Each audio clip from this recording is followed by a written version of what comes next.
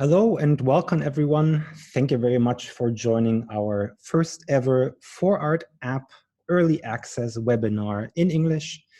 My name is Dino Lefkovic and I will be showing you a few things around the 4ARTapp and will tell you a little bit more about 4ART itself within the next hour. I think there is very little time to waste. So before we get into the details, maybe just a few words about myself and about 4ART.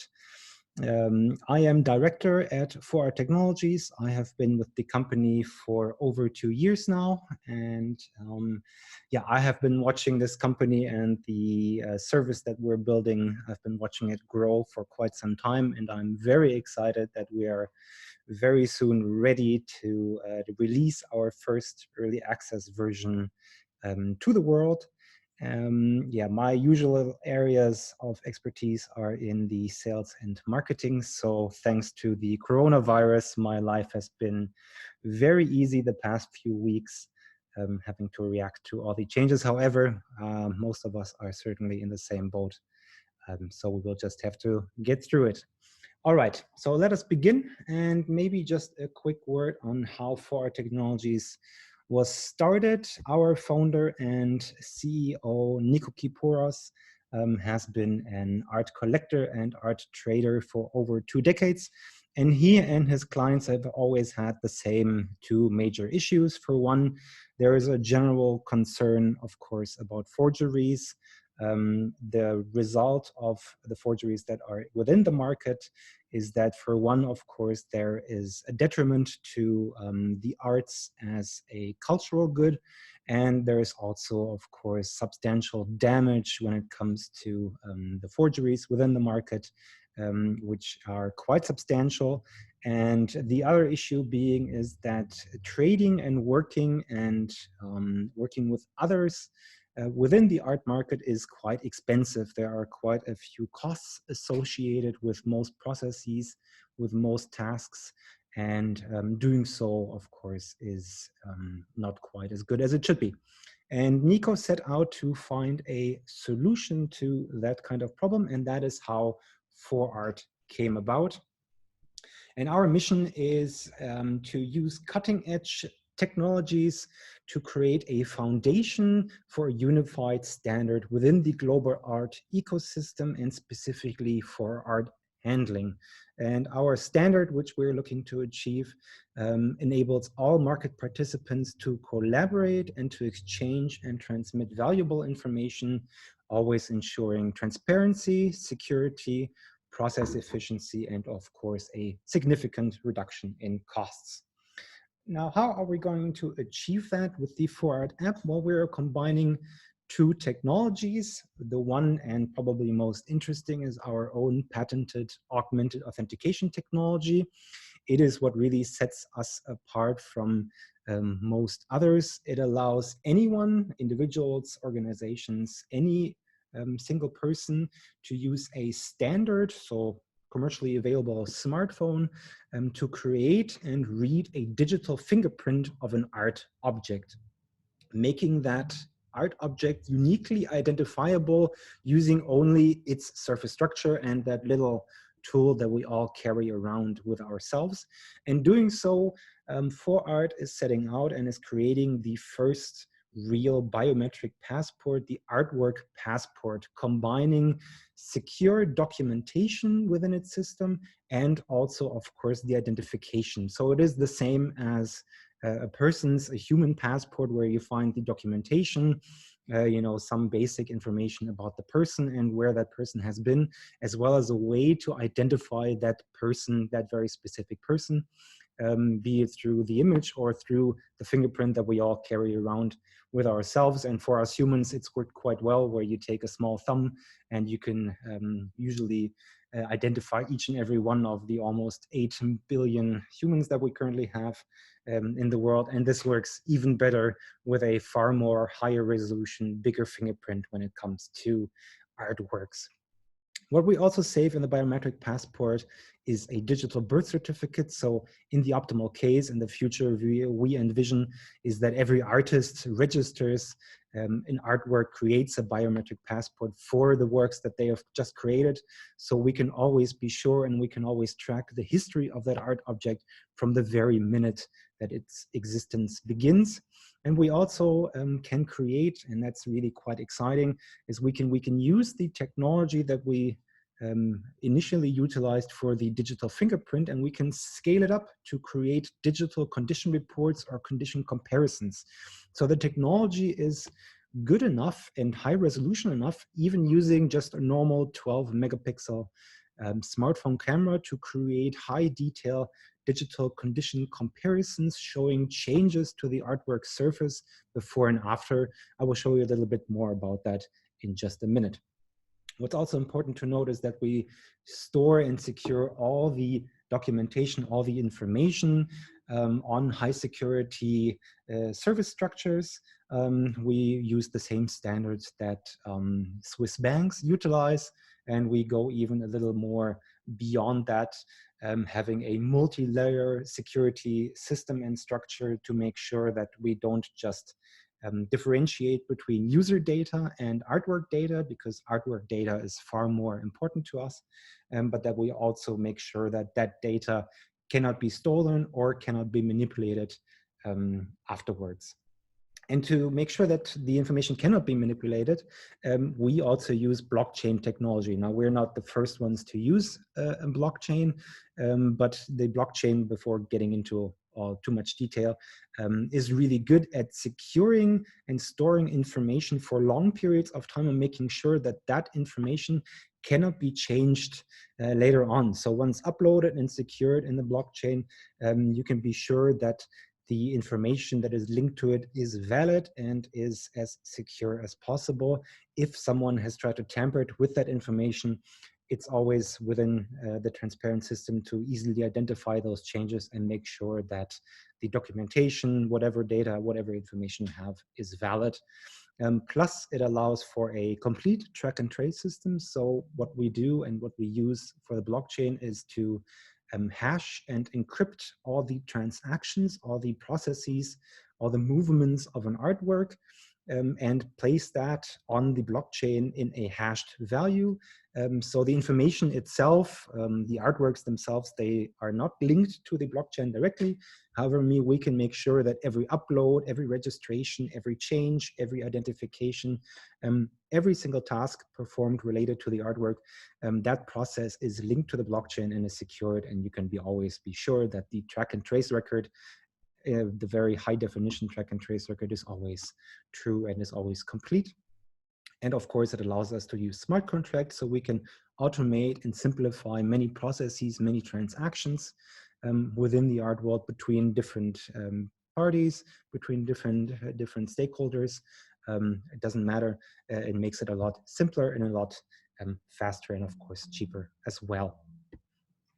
The key features of the 4ARTapp, just to run it over very quickly before we get into it.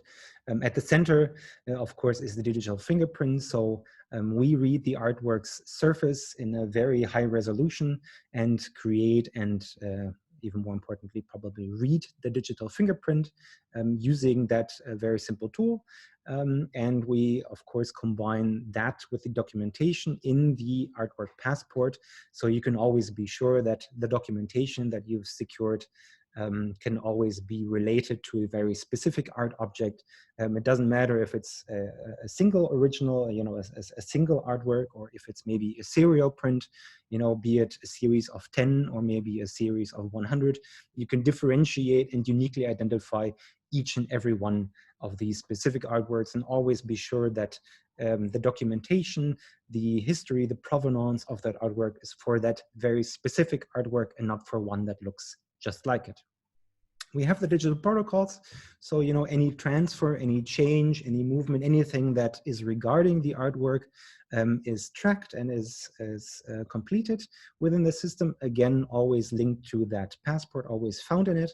And as I've touched on earlier, the digital condition report, the scaling up of the technology allowing anyone to create very high resolution condition reports and comparisons using the smartphone camera.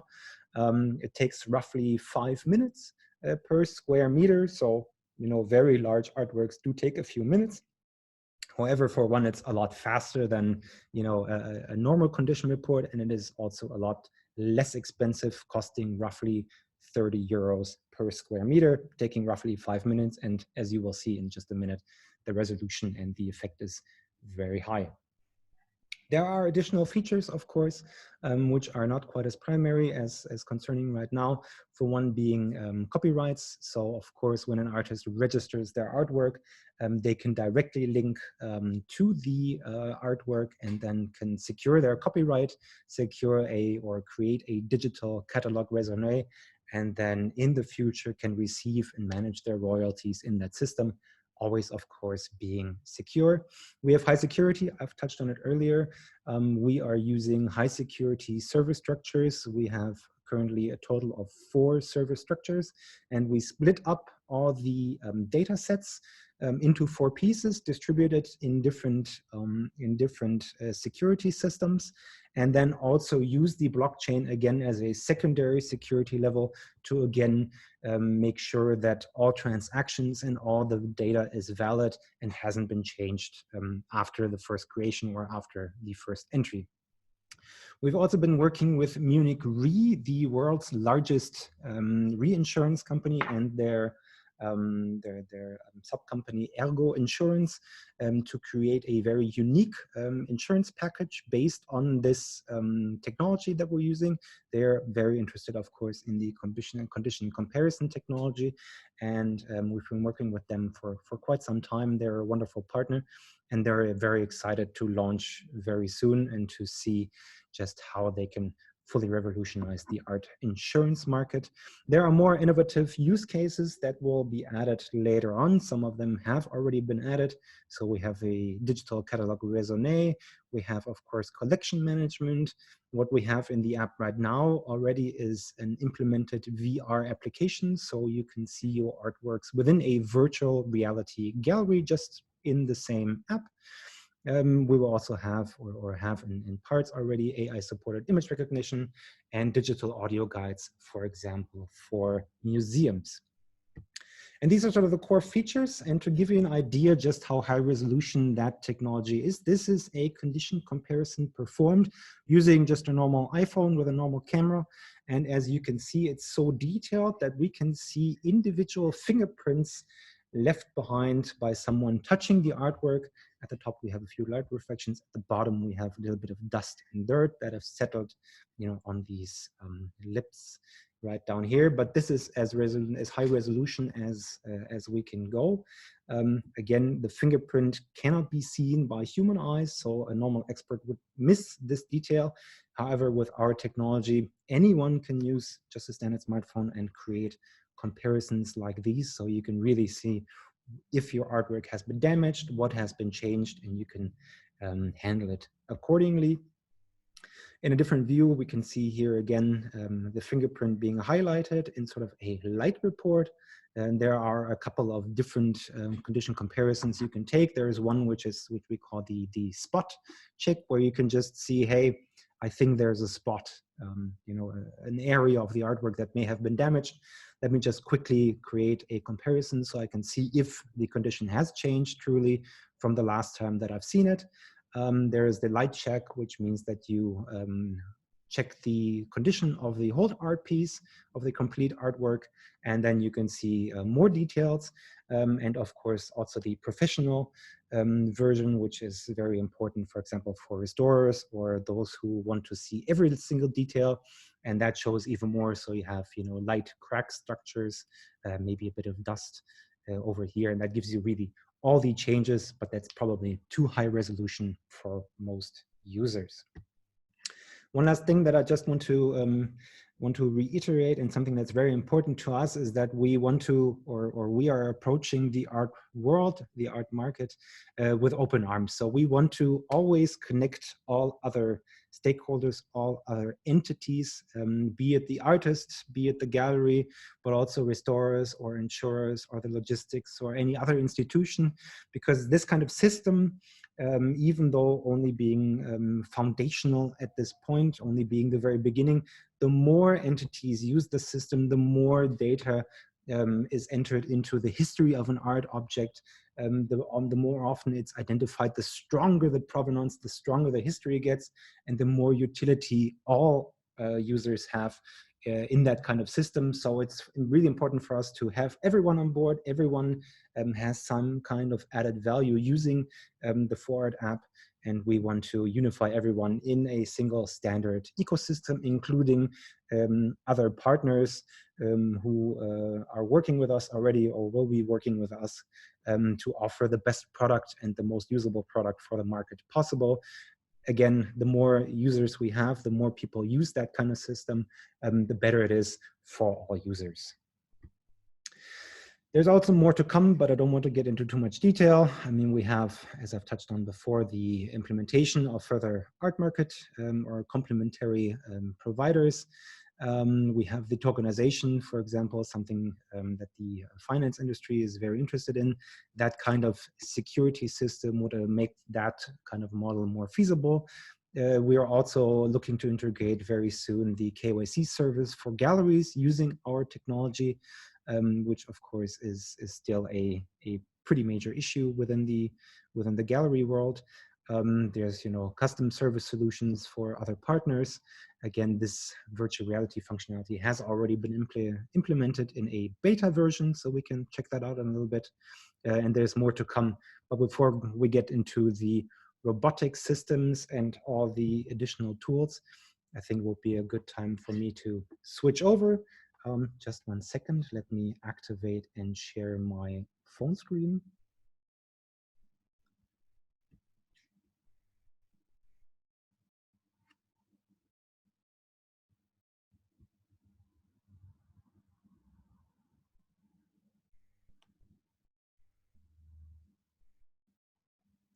So here we go. I hope everyone can see the screen properly. So let me go into the 4ART app. And what we see here is the basic menu screen, the basic welcome screen. I've, of course, already registered myself and a few artworks.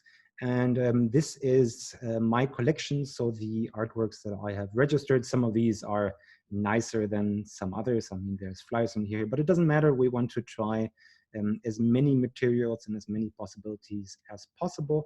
Currently, we're supporting roughly 2,300 material combinations in both the underlying material, the surface, as well as the material used, so be it acrylic or oil or pencils, or it doesn't really matter. There is quite a few combinations possible.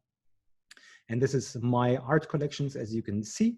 What else can we see? Well, on the very top left, we have our menu structure. Here I can change my profile. I can check on my credit balance. I can manage employees. So for example, if I am a logistics provider, I can have employees and give them certain authorities to, for example, identify artworks or not be able to write information at all. I can also add different service providers. So for example, if I have a family office or someone who is managing my collection for me, I can give them authority to write information or to manage my collection through this. There's notifications, so just whatever has been happening, and videos, which will help me if I have questions and I'm unsure on how to use certain services. There's also, of course, support. So if help is required at any time, you can just go through the function here and a few of the basics, such as terms and condition and so on. The bell icon on the top left-hand side shows me my notifications. So here I have, everything that sort of happened.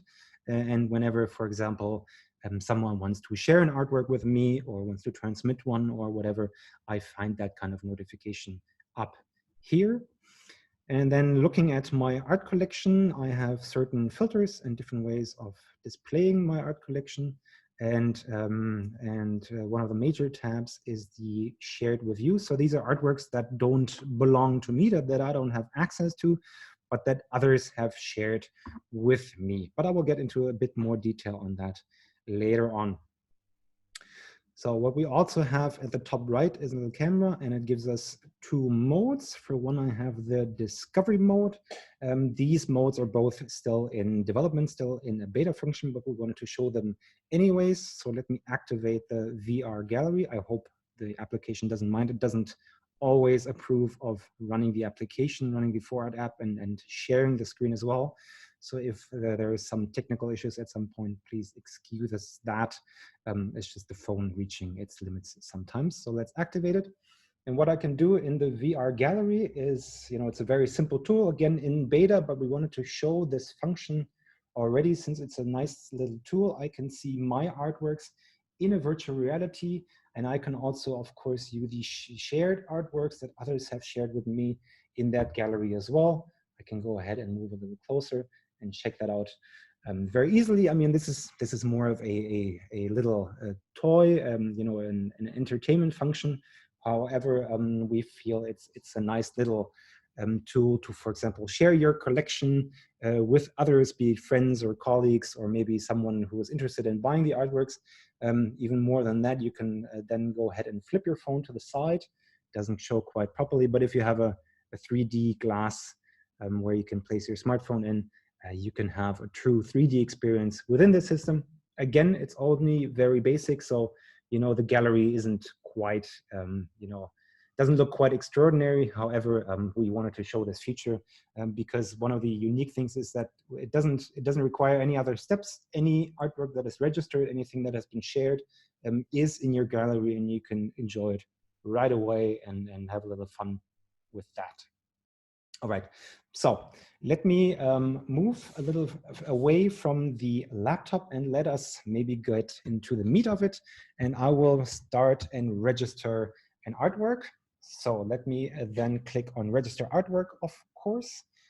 So I click on it. Currently, this is free. It's free. I mean, the whole app is going to be free, so not just the download, but also all these services are free within the early access version. So, if you want to go ahead and register all your artworks, you can go ahead and do that. The early access version is only slightly limited in its functions. You can do just about anything. The only thing that is currently not supported is the identification. So you can create the fingerprint. However, the reading is currently not enabled. That will be enabled within May. And then about a month later, the condition reporting, the condition comparison will be enabled as well. This is currently my camera running. I mean, here's my little hand.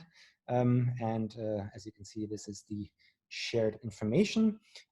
We will be scanning and registering this little lithography, this serial print.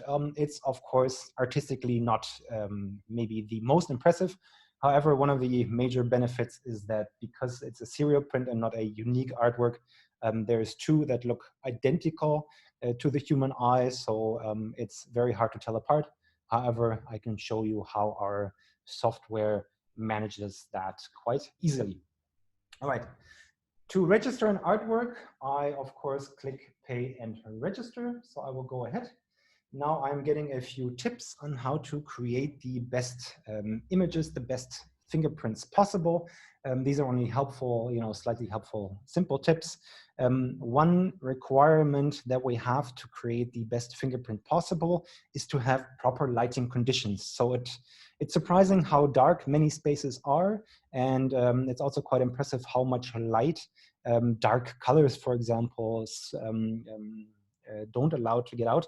And I mean, it's a very simple rule. If there's too little light, too little information, too little photons hit the camera, and the fingerprint isn't as high quality, and then maybe in the future, even especially if the artwork has been has received some changes, maybe has been exposed to improper conditions for some time, there may be an issue or some trouble identifying the artwork.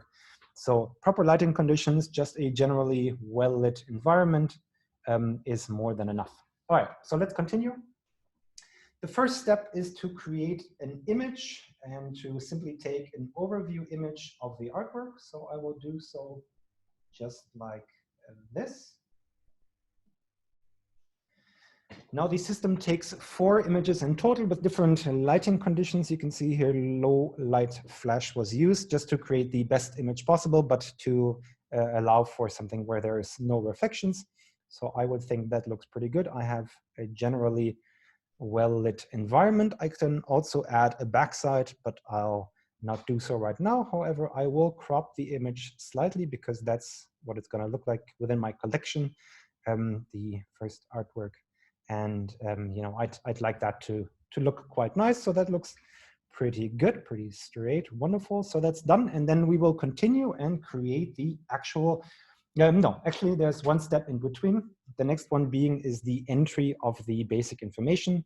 So in this case, the artwork is called New York. Let's call it New York webinar. The artist is Dr. Pepper. However, I'll just abbreviate that. We have the year 2020. It's not too important right now. And the artwork was created using simple toner. I can also, if, for example, it requires, like, for example, the artwork has multiple materials like toner and acrylic, of course, I could choose as many as are required. And the base material, very simple, is paper. Again, I can check that out right here. Wonderful. Proceed. Maybe to go back real quick. I mean, as you can see, there are quite a few items in the app. So you can be sure to always find something. If you don't find something that fits quite so well, you can also have very simple, all-encompassing terms. Yeah, so that's usually very simple and very easy to do. Then I add the size of the artwork. That's very simple. It's A3, so I can, for example, move the slider around. I can use the plus or minus buttons, or if I'm even more impatient, I can simply enter the data right away. I can also add an artwork location. I'm currently in our very empty offices in Zug, so I will enter the artwork location. That is optional. All right, so now we will be going to the actual creation of the fingerprint. We will create or register 3 individual fingerprints, and each fingerprint is a 4-step process. In the first step, I choose an area of the artwork. So let me choose this C, and I will move closer until the circle in the middle turns green. There we go. And then the system automatically takes an image, makes sure that it can find enough data, enough information in that image. And then I can confirm and then move on to the second step, which is the actual creation of the fingerprint. As you can see, I have a little guidance ball being projected, you know, in augmented reality onto the surface that I can follow around. It then leads me into where I should be. And then again, I just move closer. Currently, the circle is white, so I know I'm too far away. If it turns red, I'm too close. But if it's green, I can register the artwork, and you can see it's already registering. The system is set up to be used by hand, so a little bit of shaking is nothing to be concerned about. It's actually quite easy to do. Once you've registered, you know, 2-3 artworks, the process takes a few minutes at most. So, and the third step, I locate where I've created the fingerprint, in that case, up top here at the C, just to make it a lot easier to find the registered fingerprints later on. And then to finalize the first fingerprint, I'm just asked to confirm that fingerprint once again. So the process is the same. I have my guidance ball. I move in a little bit until everything is green. And now the fingerprint is being confirmed. Takes 10, maybe 15 seconds. And there we go. So that's the first fingerprint completed. It was a very easy process, as you can see. And now I just repeat that same step 2 more times. In the end, we only really require 1 fingerprint, but to always make sure that maybe the artwork has been damaged, or maybe one of these fingerprints isn't quite as good as We would like, 3 makes it very easy to always identify the artwork. So let's go and choose the Macy's over here. Again, I move closer. There we go. The image was taken. So let's see, does it like it? Yes, wonderful. I confirm. Keep it easy. I don't move a whole lot. I have my ball being projected. It's a little slow right now. I can tell the app doesn't quite appreciate me sharing in Zoom, but that shouldn't worry us too much.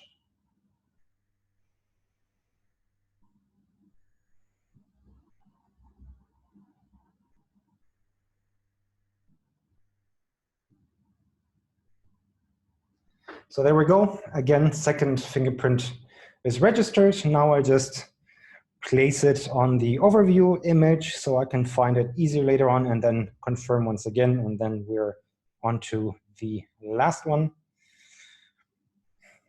So let's go ahead. There we go. Macy's confirm. And then once again, I have my ball being projected. Follow it in, it guides me.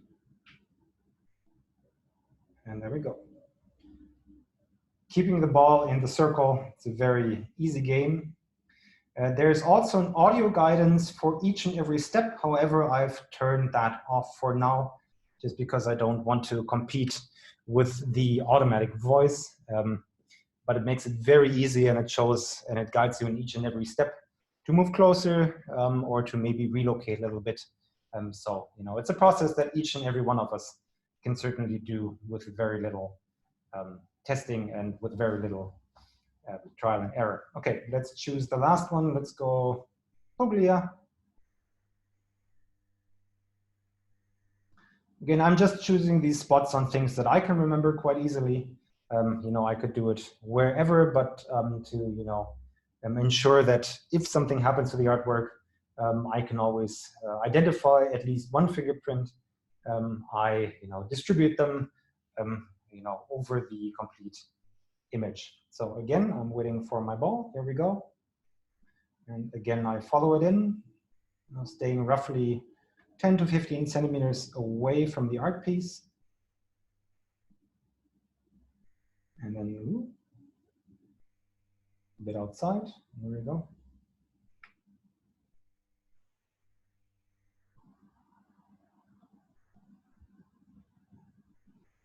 So, second fingerprint created.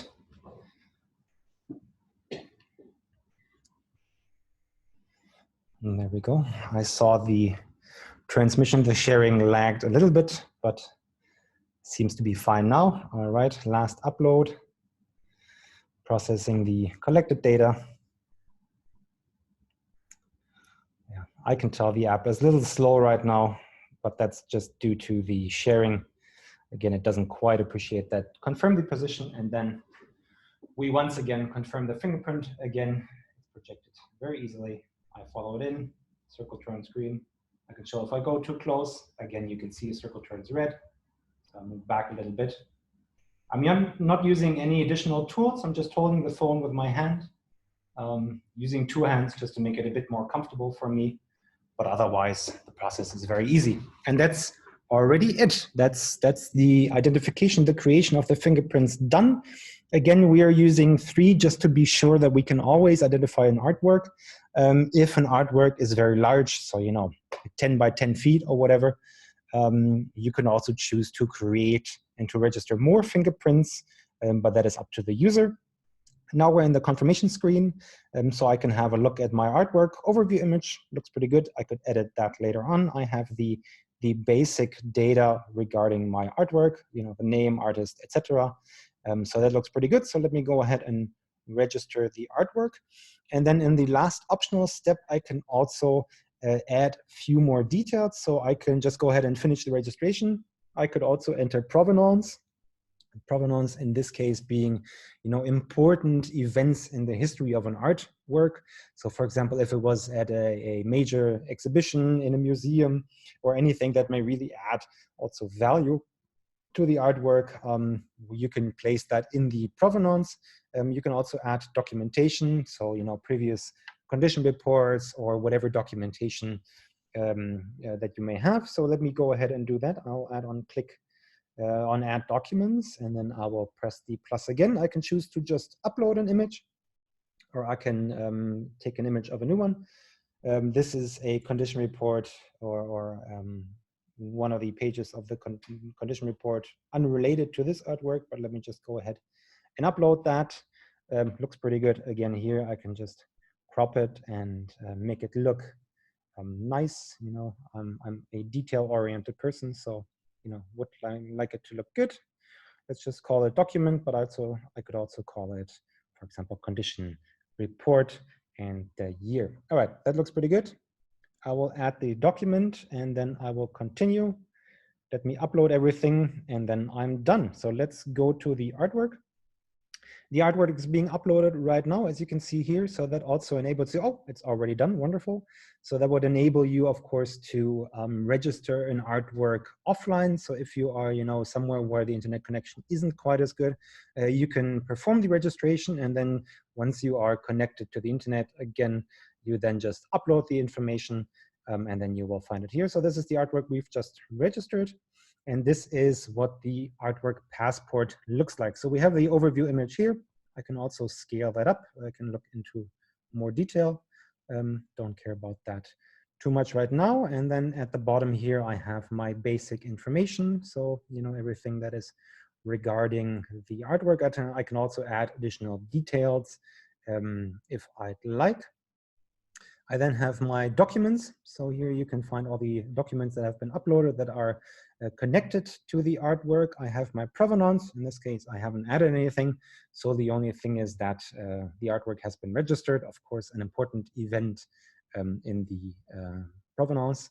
And then we have the track and trace record. Again, these are all the processes that are linked and secured by the blockchain. So in this case, we've only had the artwork registration, and as you can see, we see it's been registered, the date and the time, and we can be sure that these transactions are always valid. Then at the bottom, I have the major actions. So in the left-hand side, you can see the authentication or identification. Again, this is not going to be enabled in the early access version for the first month. However, the registration works just fine. We also have the condition comparison. That's the feature that will be added in June, where you can secure the condition of an artwork and compare it later on. And then we have the transfers. These are all enabled in the first version.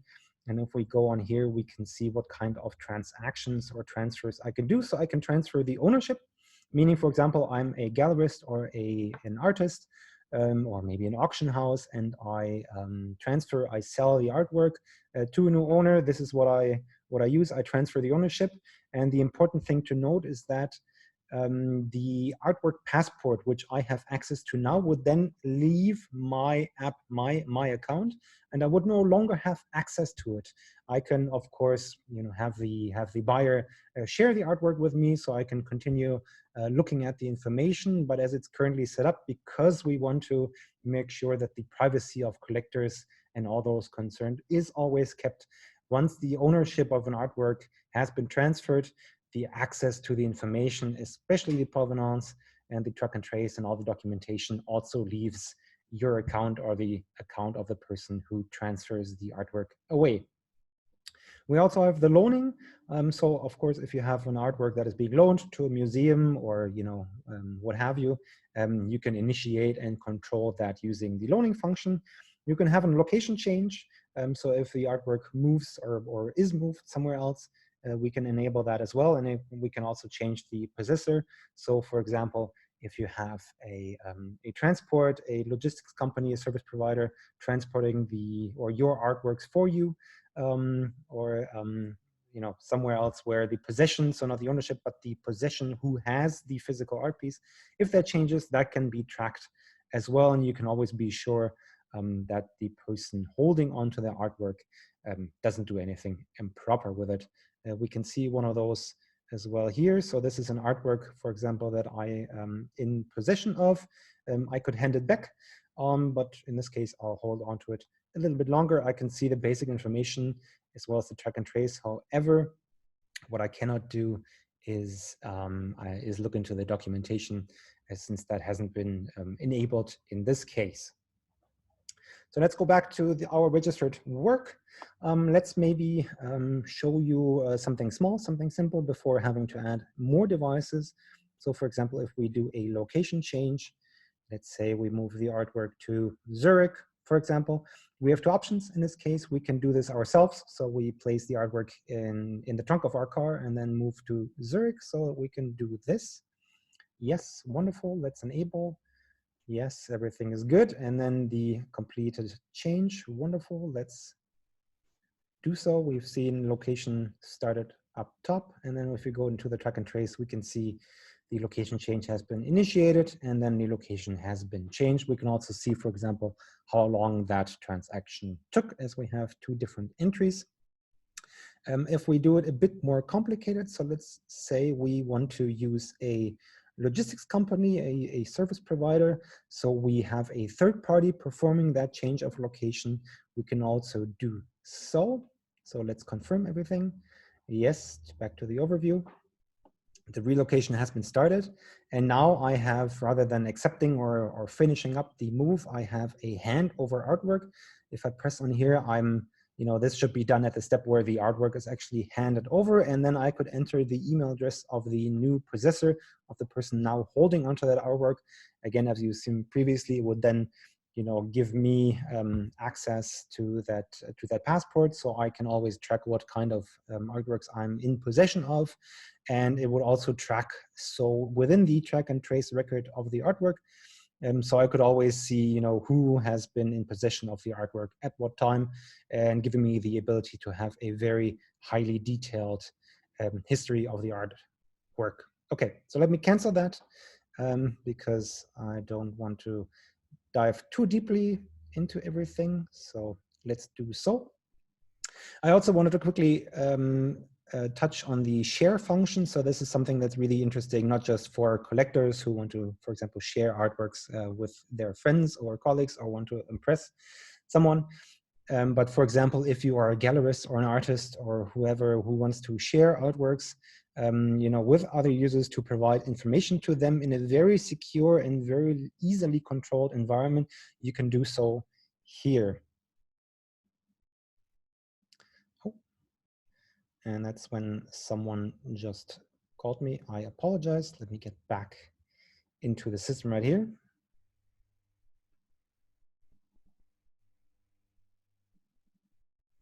Okay. Wonderful. So back into the 4ARTapp. Again, apologies. So if I want to share an artwork, and I can choose who to share it with explicitly, so the artwork information, especially documentation or provenance, doesn't get into the wrong hands, I push the button at the top and right hand, and then share with people. And now I enter the other 4ARTapp user, their email address. If they have an app already, they will get an invite to view the information. If they don't, they get an invite to download the 4ARTapp. And then after the basic registration, so just entering their login information, they can view the information. I have a choice of sharing just the basic content. So that again is just the basic information, title, artist, and so on. Or for example, I have someone who is interested in buying my artwork. I can also share with them the extended information. I can also have the option, for example, to share the basic information. And then if they show interest, I can then add the provenance and the documentation to their shared information so they can see more. I can also choose how long the information can be shared. I can use either for 5 days or permanently, but I can also, of course, stop sharing the information manually if I want to. All right, so that's a wonderful tool. Again, you have complete control over who you share the information with and what kind of information you share, and that's really quite important. Okay, so let's maybe go ahead and then show the authentication, the identification. The process is very much the same as the registration. So I go ahead and then pay and authenticate. I click continue, all these screens we've seen before, and then I can see where the artwork registration has been performed. So I proceed, and then it's almost the same. So I see I have my ball being projected. I move in,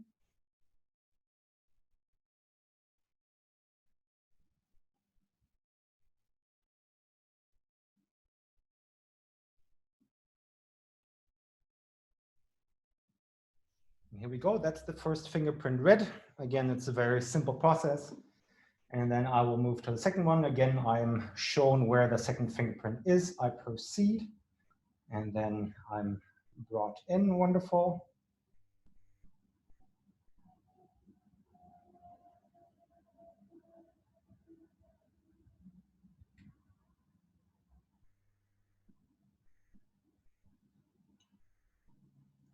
Here we go. Again, took just a few seconds, and now the last one.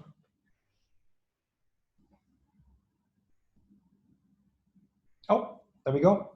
It didn't even want the third one. It has already authenticated the artwork, so it's shown me that, yes, it's very, very sure. The scale may be a little bit misleading, so it's not 60 or 75% sure. It's a logarithmic scale. So the line that you see, the smaller line, it signifies, you know, an assurance, or it gives a certainty of over 98%, and then we move into the high 99 percentiles. So it is already very, very sure. We can also quickly look at the condition comparison. So it shows us exactly where the differences are in a heat map. So everything that is red and blue showed some kind of differences, especially outside of the circle. We have a bit of optical distortion. That's just normal because of the camera modules placed within for smartphones. So you can see in the center, there's very, very, very little difference, and it is quite sure that this is the very specific artwork. Now, of course, it's going to be a lot more fun if we can also show the negatives. So again, here is the camera. This is the artwork that we've previously registered. So let me take this one away and then add the one that looks exactly like it. Again, this is a serial print. So, you know, using human eyes, I wouldn't be able to tell the difference. Let's go ahead and start the authentication process. Again, let's continue. The spot is the same. It should probably find it quite well, yes, but we can see already that the point, our ball is a little bit more jumpy. It's not quite as sure. So let's go ahead and scan it.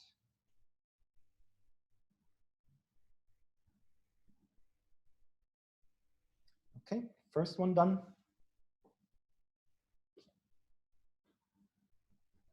Let's go to the second one. Again, here as well, it already isn't quite as sure. I mean, it's still quite stable, but I can already notice a difference.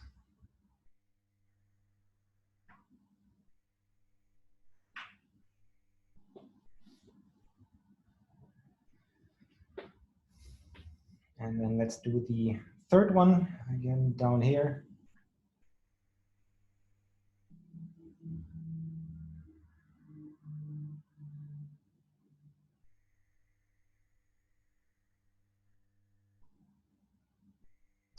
So there we go. Now we have recorded and recorded all the 3 fingerprints. Now the information is being uploaded to the system. This will take a few seconds depending on the internet connection. You can see the bar progressing.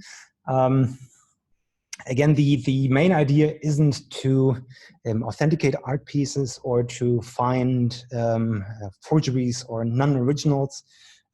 We have a bit of a challenge, because even though artworks may look exactly identical to the human eye, so you wouldn't be able to compare the two, or you wouldn't be able to distinguish the two, the software is very detailed, and sometimes has trouble guiding you to the correct point, because even though it may look the same to the human eye, the technology says very differently. And as you can see here, again, the artworks are, I would show you in real life, but we don't have that option. The artworks are absolutely identical. These are serial prints, but the technology, our technology, is extremely sure that this is not the same one. As you can see right there, it is. I couldn't authenticate the art piece. If I would be sure that this is the same, but I know it's not, I could, or I should maybe redo. However, we can look at the condition comparison again here in the heat map. Everything that is red and blue is different, and as you can see, the differences are substantial. So we can be very, very sure that this is not the art piece that we have first registered. And again, this is not just a neat little trick, but also very important for us to be sure, again, that the documentation, the thing that gives the artwork validity, that gives it value especially, is always connected, isn't just secured and in an immutable, non-forgeable way. However, it is always connected to that very specific art piece. So you can't receive a copy, a forgery, something that isn't like it. The artwork is always as authentic as the documentation that you've connected with it. Let me quickly get into the shared artworks just so you can see the differences before we end this webinar. So on the left, I have an artwork shared with me by a colleague. As you can see here, I only have access to the basic information, so I can look at the art piece, I can check it out in a bit more detail. However, I cannot look into the documentation, I cannot look into the provenance, the track and trace record, so the privacy of the original collector is secured. My other colleague shared an artwork with me, as you can see, always placed up top in being shown as shared, where I can also look into the provenance, the track and trace record, as well as the documentation. As you can see here, the artwork has been shared and authenticated a number of times in the last little while, and each and every time this information is secured. So it is really a living provenance. You don't have to concern yourself specifically with creating a provenance or a track and trace record. Whatever function you use, if you have any transfer, any identification, any condition comparison, will be secured. So you have a very highly detailed and very strong provenance using this kind of application. So that is really all there is to show at this current point. As you can see, it's very easy to register an artwork. It's very easy to register your artwork collection. You know, if you don't have too much documentation or with a bit of documentation, you know, in registration, I've been as fast as 5 minutes per artwork, having everything nice and neat, but let's say about 10, maybe 12 minutes, including documentation, you know, to create a unforgeable, always secure artwork passport that can also uniquely identify each and every artwork using no outside technology, using only your smartphone and its camera. And this is, again, only the foundation. You know, we don't want to lose focus. I mean, this is already a big step. That's why we're also starting with the small campaign and an early access, just because we want to slowly get people involved, start testing, start using this kind of system. That's why we also offer it free of charge until the full launch in June of this year, just because we want to have as many people on board and enjoying this kind of new functionality in once, where more and more people use this kind of technology, this kind of system, and really supplement the trust that much of the artwork is based on, with security and certainty, still having trust, but, you know, having the foundation of security and certainty to support that.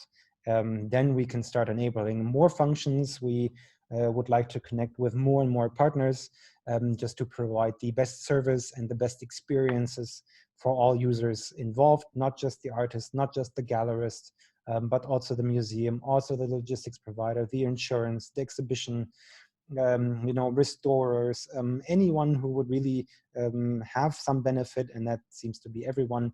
You know, I mean, currently we live in a very, very digital world, and this is the kind of system that you need to provide that kind of security if you live in a digital, globally connected world as we do right now.